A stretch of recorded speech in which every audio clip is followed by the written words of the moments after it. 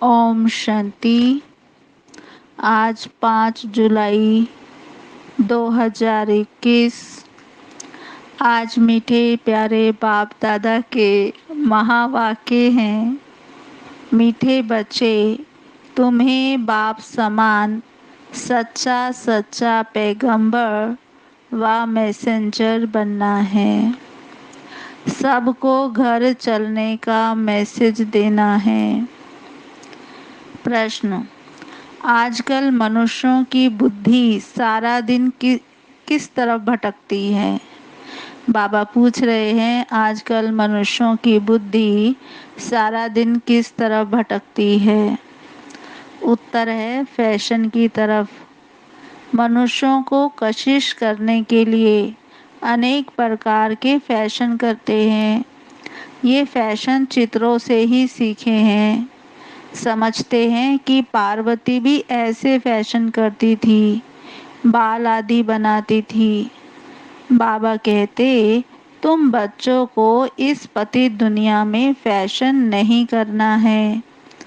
तुम्हें मैं ऐसी दुनिया में ले चलता हूँ जहाँ नेचुरल सुंदरता रहती है, फैशन की दरकार नहीं।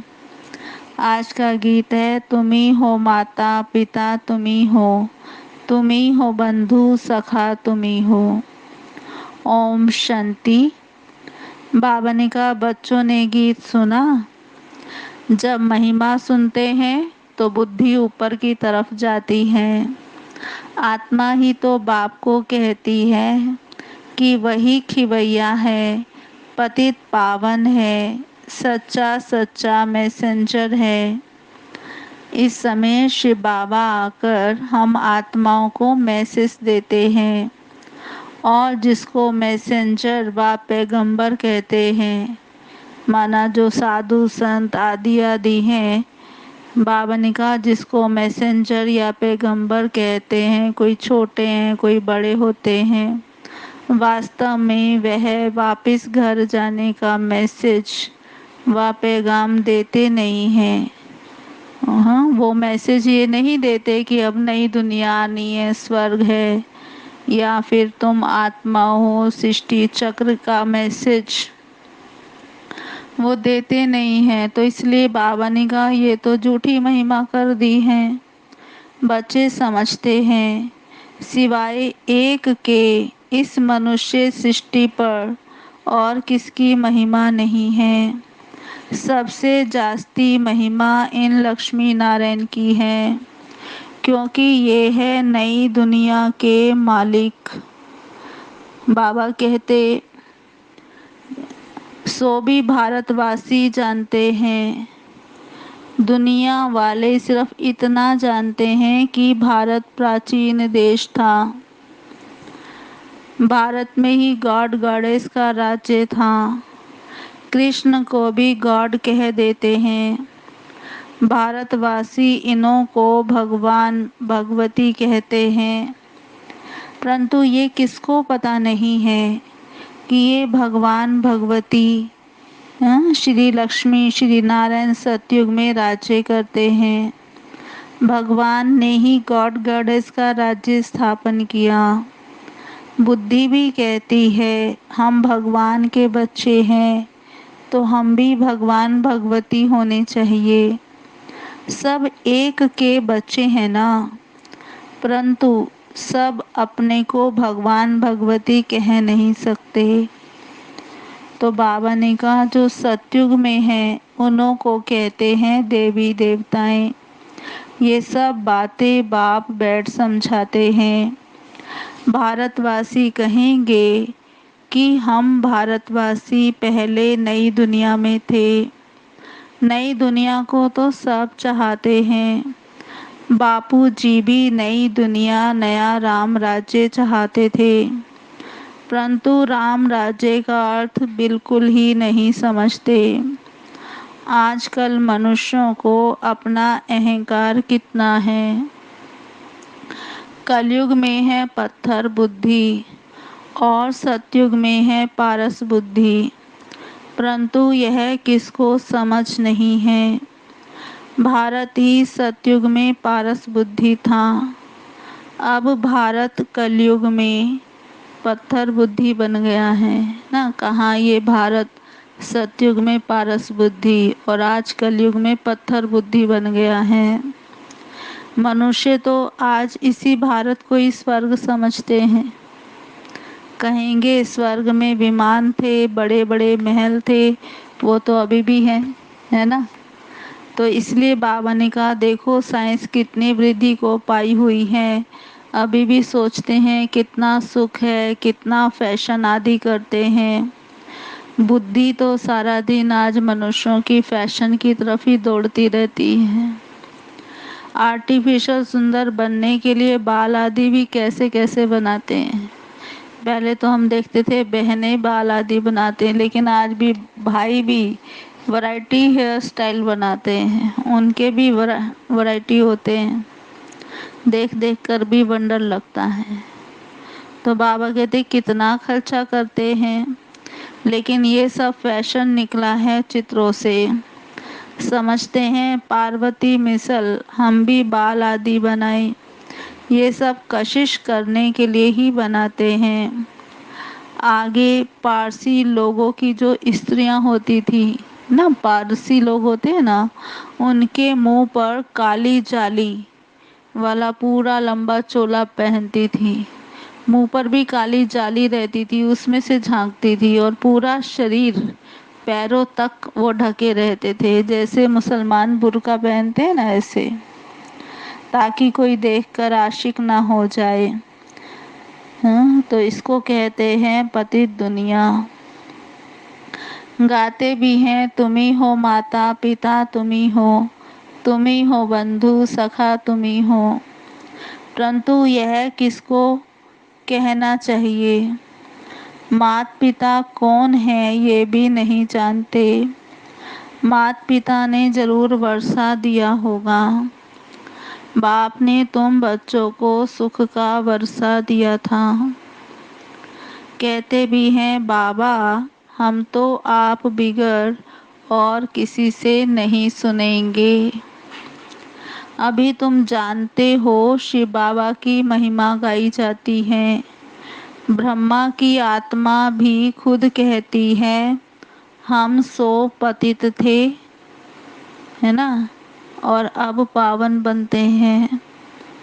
ब्रह्मा के बच्चे भी ऐसे कहेंगे हम ब्रह्मा कुमार कुमारियां सो देवी देवता, फिर 84 जन्मों के अंत में अब पतित बने हैं ना। कहाँ हम पावन थे और 84 जन्म लेते लेते पतित बन गए। अब जो नंबर 1 पावन था वही नंबर 1 पतित भी बना है। जैसा बाप वैसे बच्चे ना। हमारा बाप ब्रह्मा बाप भी पतित बन गया, कलयुग के अंत में आते आते तो हम भी बन गए। वो भी पावन बन रहा है, सतयुग में जाके नंबर 1 श्री कृष्ण बनेगा तो हम भी पावन बन जाएंगे, है ना, वंडरफुल। तो बाबा ने कहा देखो ये खुद भी कहते हैं, शिव बाबा कहते हैं मैं आता हूँ इनके बहुत जन्मों के अंत में। जो पहले नंबर में पूज्य लक्ष्मी नारायण की डिनेस्टी में थे, अब है संगम। तुम कलयुग में थे, अब संगम युगी बने हो। बाप संगम पर ही आते हैं। हाँ, बाबा आते हैं संगम पर। बाबा ने कहा ड्रामानुसार बच्चे भी वृद्धि को पाते हैं। अब बच्चों को ज्ञान मिला है, हम सो देवता, हम सो क्षत्रिय, हम सो वैश्य, हम सो शूद्र बने हैं। ड्रामानुसार बच्चे भी वृद्धि को पाते हैं। बाबा ने कहा सारे चक्र को तुम अच्छी रीति जान गए हो। ये तो बहुत सहज है कि हमने 84 जन्म लिए हैं। कईयों की बुद्धि में यह भी नहीं बैठता है। स्टूडेंट में भी नंबर वार तो होते हैं ना, राइट से लेकर शुरू करते हैं, first class, second class, third class. बच्चियां खुद भी कहती हैं हमारी थर्ड क्लास बुद्धि है, हम किसको समझा नहीं सकती। बहुत बच्चे ऐसे हैं जो थर्ड क्लास बुद्धि वाले हैं, नई आत्माओं को ज्ञान नहीं दे सकते। दिल तो बहुत होती है परंतु बोल नहीं सकते हैं। तो फिर बाबा क्या करे? ये हुआ अपने कर्मों का फल ना, अपने कर्मों का हिसाब किताब है। हमारी दिल है, हम सुना नहीं सकते हैं, तो इसका मतलब हमारा पुरुषार्थ कम है ना, तब तो नहीं सुना पा रहे हैं। अब बाप कहते हैं मैं तुमको कर्म अकर्म विकर्म की गति का ज्ञान सुनाता हूँ।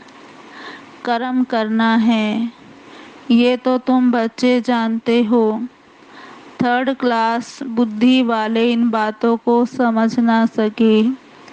ये है ही रावण राज्य, परंतु यह किसको पता नहीं।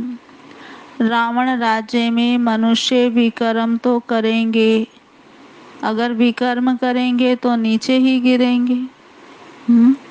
गुरु किया जाता है दुख की दुनिया में, सदगति के लिए ही गुरु करते हैं कि मुक्ति में ले जाएं। वह है निर्वाण धाम, वाणी से परे का स्थान।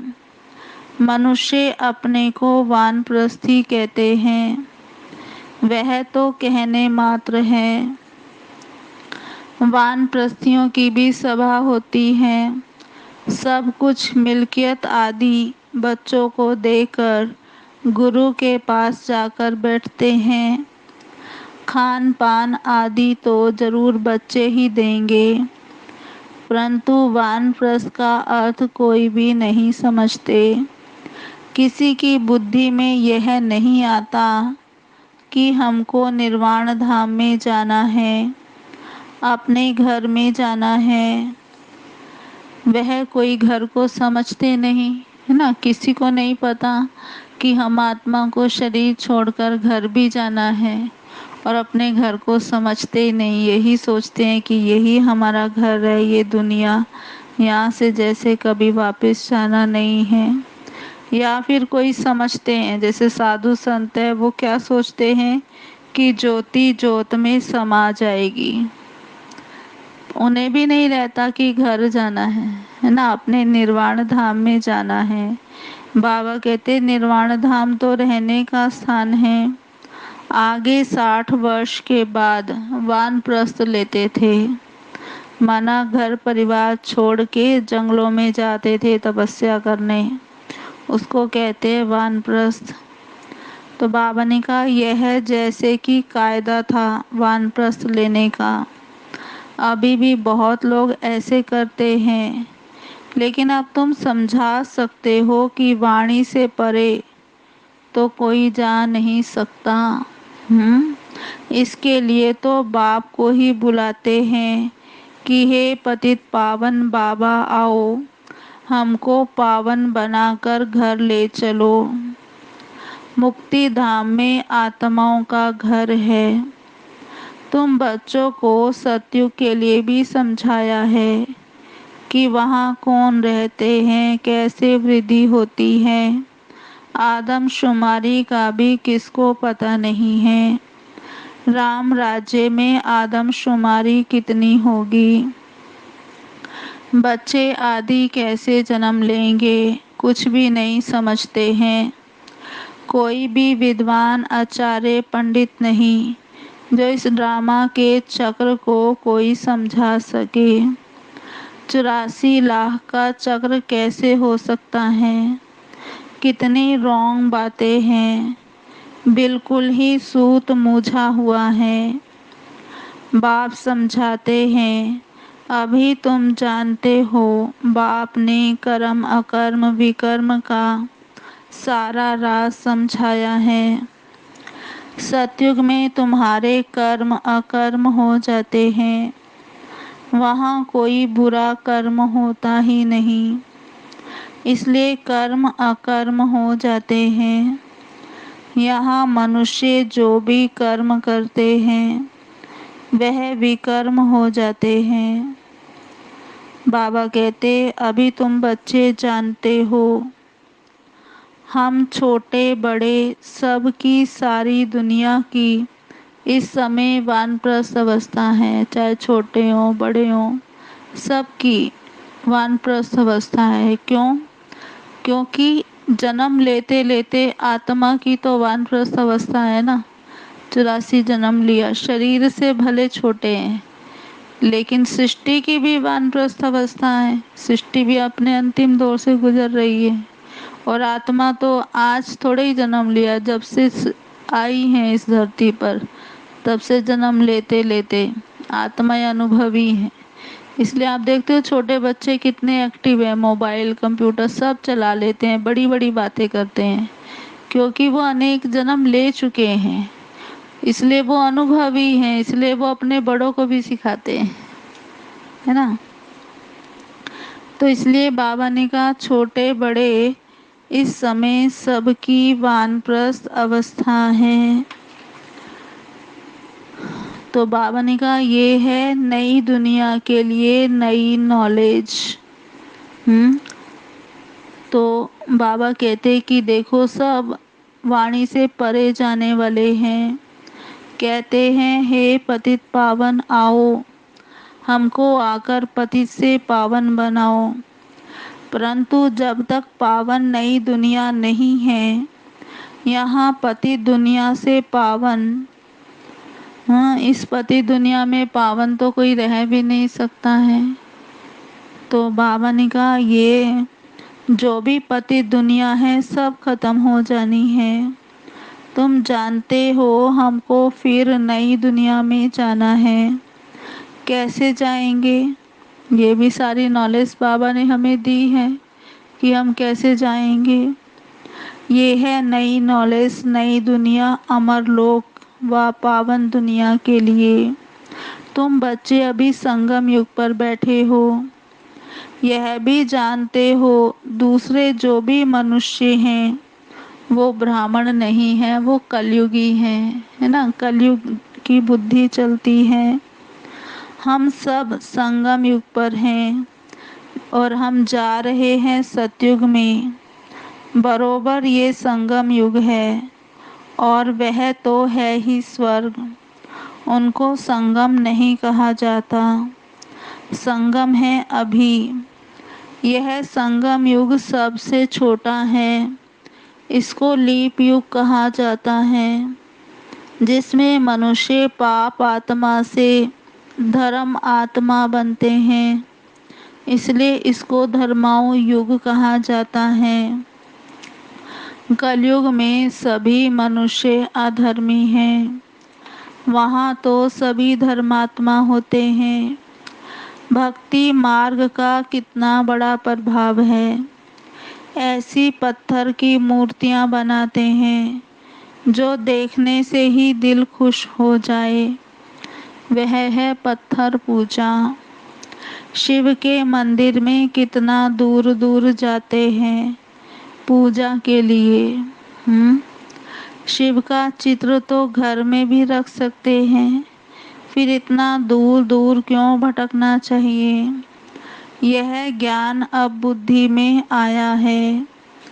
अब तुम्हारी आँख खुली है, बुद्धि के कपाट खुले हैं।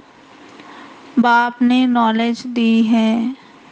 परम पिता परमात्मा इस मनुष्य सृष्टि का बीज रूप ज्ञान का सागर नॉलेजफुल है। आत्मा भी वह नॉलेज धारण करती है। आत्मा ही प्रेसिडेंट आदि बनती है। मनुष्य तो देह अभिमानी होने के कारण देह की ही महिमा करते रहते हैं। अभी तुम समझते हो आत्मा ही सब कुछ करती है। तुम आत्मा 84 जन्मों का चक्र लगाकर बिल्कुल ही दुर्गति को पाई हुई हो। अभी हम आत्मा ने बाप को पहचाना है, बाप से वर्षा ले रहे हैं। आत्मा को शरीर तो जरूर धारण करना पड़े, शरीर बिगर आत्माएं कैसे बोलें, कैसे सुने। बाप कहते हैं मैं निराकार हूँ, मैं भी शरीर का आधार लेता हूँ। तुम जानते हो शिव बाबा इस ब्रह्मा तन से हमको सुनाते हैं। ये बातें तुम ब्रह्मा कुमार कुमारियाँ ही समझते हो। तुमको अब ज्ञान मिला है। ब्रह्मा द्वारा आदि सनातन देवी देवता धर्म की स्थापना हो रही है। वही बाप राजयोग सिखा रहे हैं। इसमें मूझने की बात नहीं। शिव बाबा हमको समझाते हैं, फिर हम औरों को समझाते हैं। हमको भी सुनाने वाला शिव बाबा ही है। अभी तुम कहेंगे हम पति से पावन बन रहे हैं। बाप समझाते हैं ये है ही पतित दुनिया, रावण का राज्य है ना। रावण पाप आत्मा बनाते हैं, यह और कोई भी नहीं जानते। बल रावण की एफिजी जलाते हैं, परंतु कुछ भी समझते नहीं हैं। सीता को रावण ले गया, ये किया वो किया, कितनी कथाएं बैठ बनाई हैं। और जब बैठकर ये रामायण सुनते हैं, कथा सुनते हैं, तो रो भी लेते हैं। तो बाबा कहते ये सब है दंत कथाएं। बाबा हमको विकर्माजीत बनाने के लिए समझाते हैं। कहते हैं मामे कम याद करो, कहाँ भी बुद्धि नहीं लगाओ। शिव बाबा ने हमको अपना परिचय दिया है। पतित पावन बाप आकर अपना परिचय देते हैं। तुम भी समझते हो कितना मीठा बाबा है, जो हमको स्वर्ग का मालिक बना रहा है। अच्छा मीठे मीठे सिकिलधे बच्चों प्रति मात पिता बाप दादा का याद प्यार गुड मॉर्निंग। रूहानी बाप की रूहानी बच्चों को नमस्ते। हम रूहानी बच्चों की रूहानी बाप दादा को याद प्यार गुड मॉर्निंग, नमस्ते नमस्ते नमस्ते। सदा रहेंगे हंसते, बनेंगे फरिश्ते, चलेंगे परम धाम के सीधे रास्ते। धारणा के लिए मुख्य सार। पहला, कर्म अकर्म और विकर्म की गति को जान श्रेष्ठ कर्म करने हैं।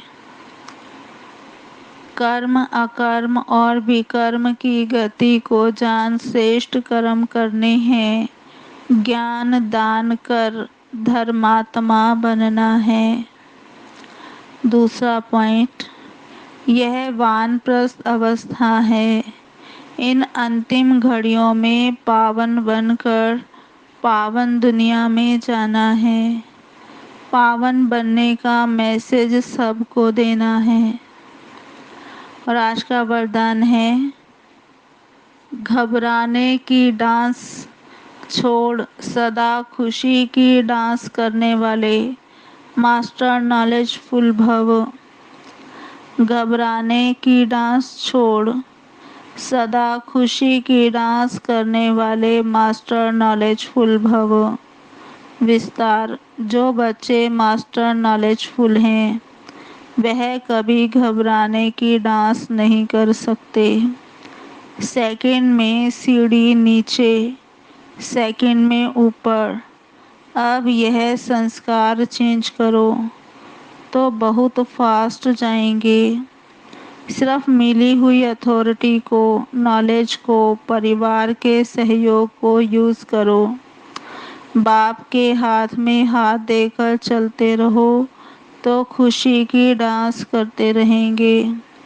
घबराने की डांस हो नहीं सकती, लेकिन जब माया का हाथ पकड़ लेते हो तो वह डांस होती है। और आज का स्लोगन है, जिनका संकल्प और कर्म महान है वही मास्टर सर्वशक्तिमान है। जिनका संकल्प और कर्म महान है, वही मास्टर सर्वशक्तिमान है। अच्छा जी, ओम शांति। ओम शांति। आज की मुरली के स्वमान। पहला, मैं आत्मा सच्चा सच्चा पैगंबर हूँ। मैं आत्मा सच्चा सच्चा पैगंबर हूँ। दूसरा स्वमान, मैं आत्मा पारस बुद्धि हूँ। मैं आत्मा पारस बुद्धि हूँ। तीसरा स्वमान, मैं आत्मा संगम युगी हूँ। मैं आत्मा संगम युगी हूँ। चौथा स्वमान, मैं आत्मा कर्म अकर्म विकर्म की गति का ज्ञाता हूँ।